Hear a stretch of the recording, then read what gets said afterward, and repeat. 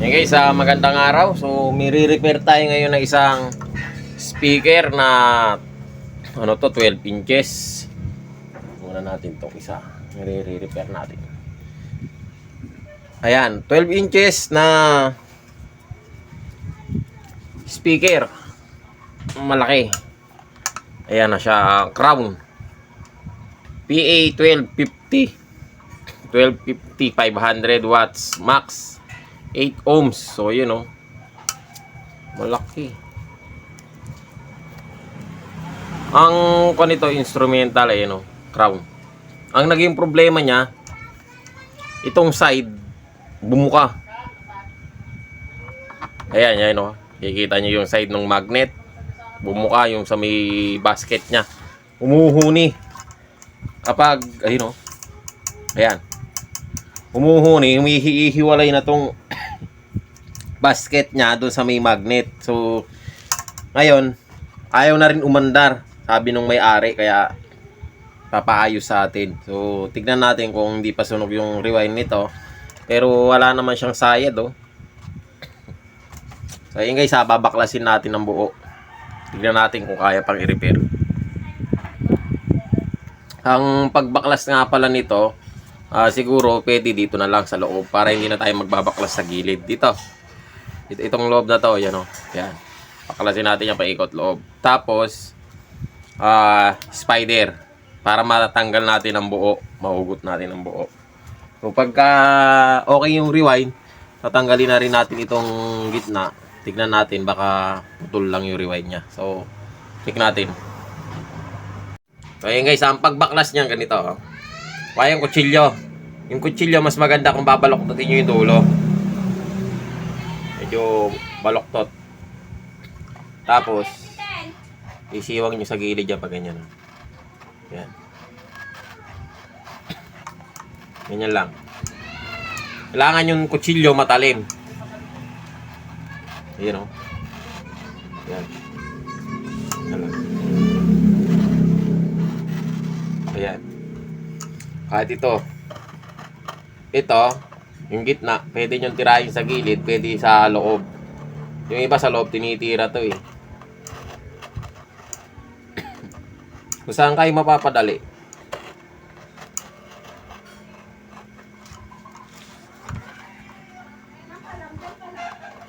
Tigas. Buka natin sa gitna. Tigas din. Yung iba kasi ito, tinitira ng hot air. Ayan na, huli na natin yan. Ito muna. Oh, buti pa ito madali. Ito gilid. Madali oh.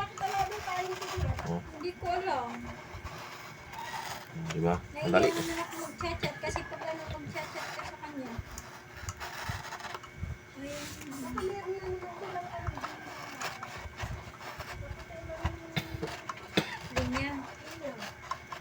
Lost trade tornilyo nito. Kaya bumigay. Ayan. Ayan. Mabilis. Pagka ganito. Hindi ka nabasa ng ulan to. So, tanggalan natin. Parang Meron naman kasi pa wala-wala. tanggal na. Parang hindi pa yata. Ikapante pa mo ko dito niloadan yung dito simpo. Alam ko, okay na.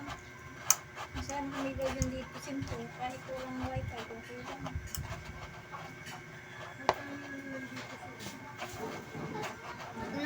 Ano?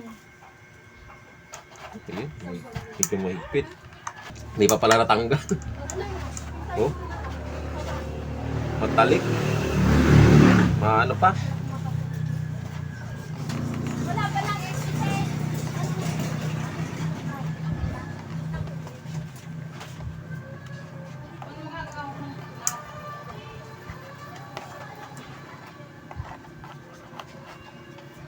Yun, tatanggal na. Meron pa pala nakakapit sa loob. Nakunat.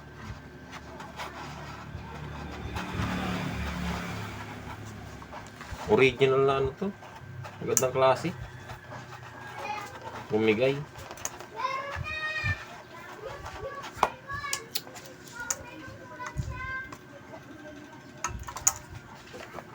Mabigat kasi yung magnet. 500 watts. Malaki. Hindi kinaya nung basket. Yung tornilyo siguro maliit bumigay. Nung nakaraan may ginawa akong ganito. Ganyan din. Bumigay din na ganyan. Binaklas din natin ng buo. Hindi ko na lang nakuhanan ng video eh. Diretso rewind. Kina-rewind.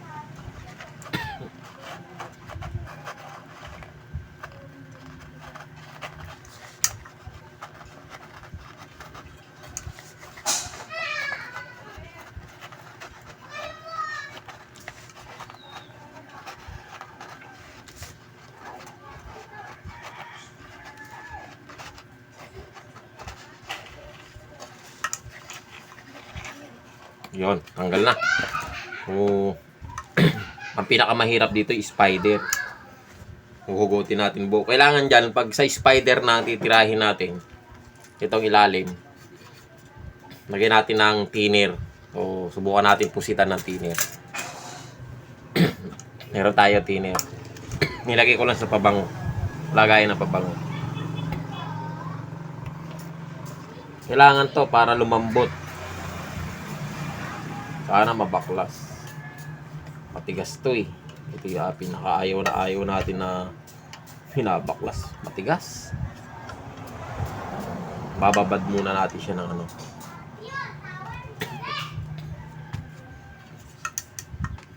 Tapos madilim pa, hindi natin nakikita.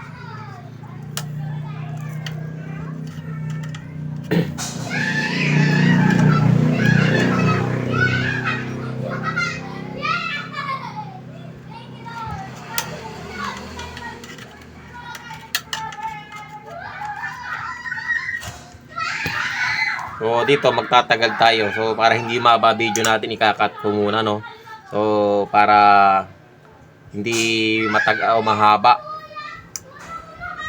Guys, natanggal na natin siya. So awa ng Diyos, natanggal din. Ang hirap. Mahirap siyang dukutin kasi maliit lang 'tong pinaka-basket niya, tapos mataas ito, mataas. So hindi ko madukot mabuti. Mahirap. So napagtiyagaan din na napalambot din. So ngayon natanggal na natin siya. Ayan.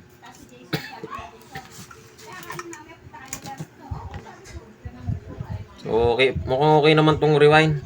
Kaya lang baka ito ay putol. Oh, parang sunog yata. Hindi pa. Hindi naman siya sunog.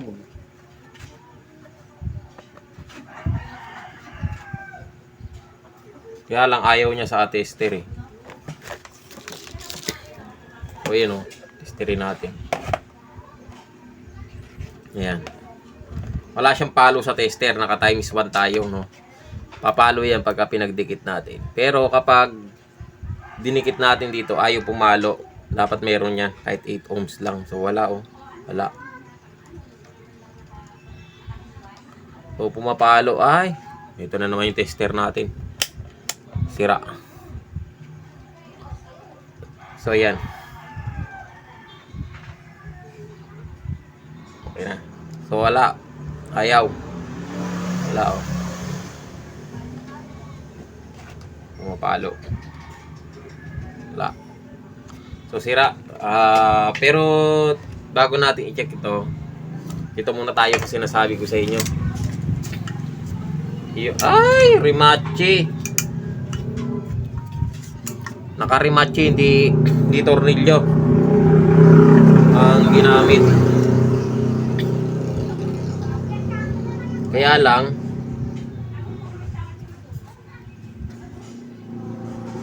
ano siya, ang tawag dito, parang nakukuha na yung pakita ko mabuti, tutukan natin ang camera. Ayan nagkaroon na siya ng bitak-bitak ayan. Saka ito isa. Ayan. Nagkaroon na siya ng crack. So kaya siya umaalog. Ayan kasi sira na. Kung mas maganda siguro dito ano,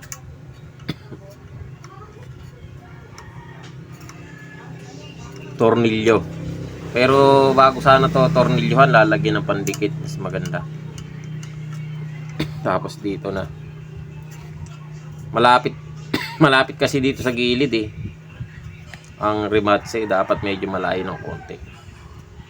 Gitna. O didiskartehan natin.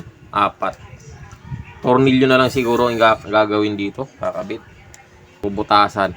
Tornilyo na lang. Ganun na lang siguro guys. So, binutasan ko na lang 4. So, malayo kasi yung, ay malapit kasi sa gilid yung rematche. Kaya, bumitaw. So, ngayon, di ko natatanggalin yung rematche.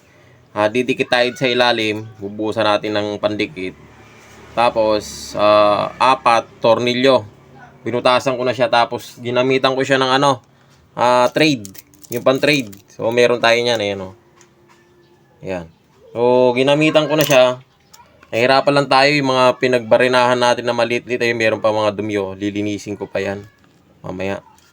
So, pumasok dyan. Kahirap tanggalin. Hindi ko kasi nalagyan kaagad ng masking tape dito sa ano, loob. O scotch tape. So, ngayon nakabutasan na. Na-trade na natin siya. O kakabitan na lang natin siya ng nut. O ito. Tornilyo. Pala. Gamitan natin siya ng tornilyo. Para yan yung magsisilbing ano niya. Kasi dapat talaga to tornilyo eh.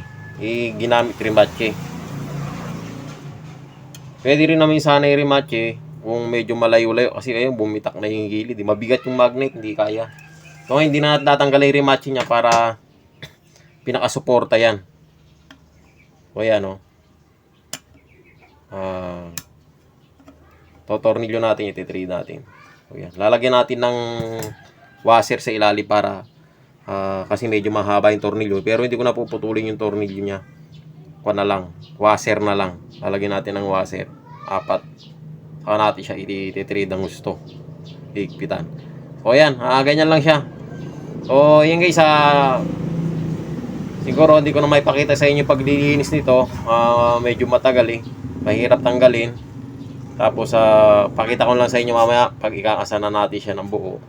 So titignan pa natin yung kung bakit ayaw gumana na itong rewind niya, kung bakit siguro may putol siguro sa puno. So yun guys, papaklasin ko rin niya mamaya.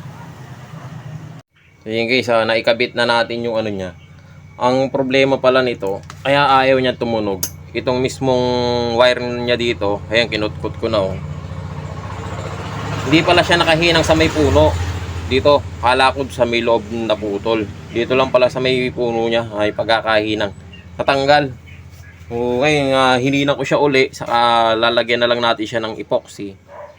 Para mag-okay siya. Ngayon, itong rugby, yan, dinikit ko na. Medyo ano pa siya. Basa pa. Kaya medyo patuyuin natin ng bagya. Para ipapasok natin ito sa loob. Itong rugby na yan. Iibabaw yung spider, itong edge niya. So, antay lang natin tumigas ng konti. Kasi ito rugby, pagka medyo malambot ito, ano pa to eh. Mahirap dumikit. So, yan medyo natutuyo na siya ng bagya. Tapos, i-align na lang natin.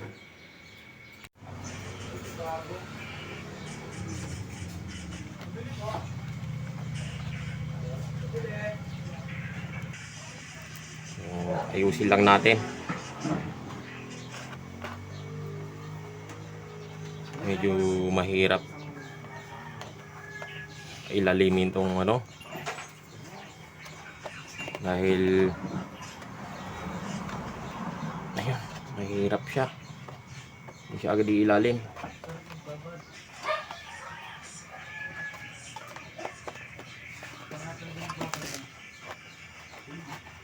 Yan, ilalim na. Konti-konti. Yan. Medyo ano na siya. At mitigas na yung rugby.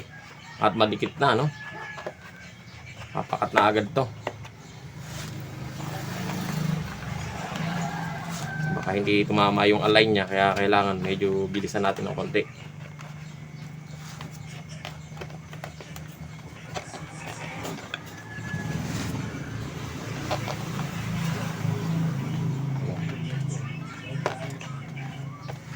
Yan. Tapos i-align natin. Parang lagyan natin ng ano.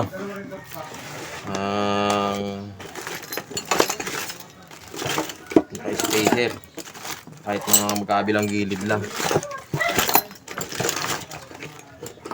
Wala na yata. Nakubos na yung ginagamit nating spacer.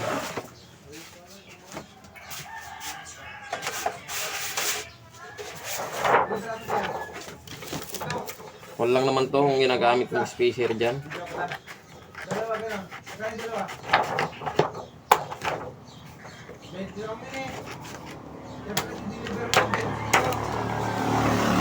Yung gamit ko dyan yung panang TV. Yung tawag dito, diffuser.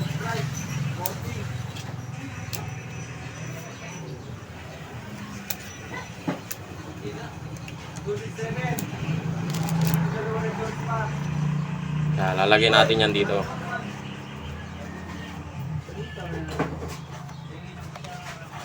Bali, 4 na piraso, okay na siguro. Tapos mamaya, tanggalin na lang natin mamaya. So, yan.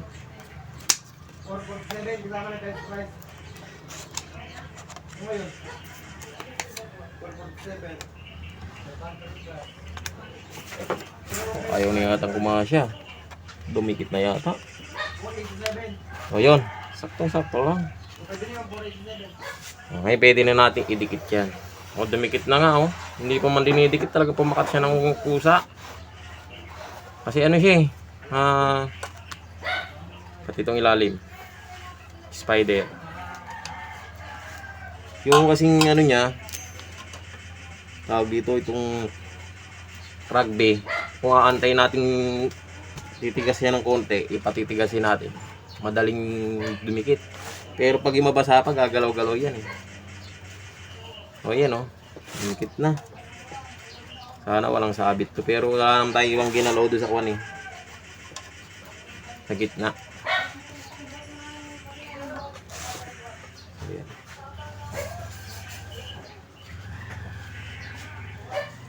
Antayin na lang natin mamaya. Ayan guys, medyo tuyo-tuyo na tong rugby. Subukan na natin tanggalin tong ano. Pwede na siguro to.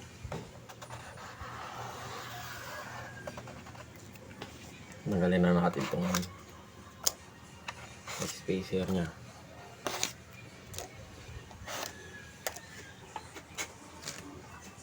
Tignan natin kung may sayad. Oh, parang mayroon ah. Oh, wala. Ayos na.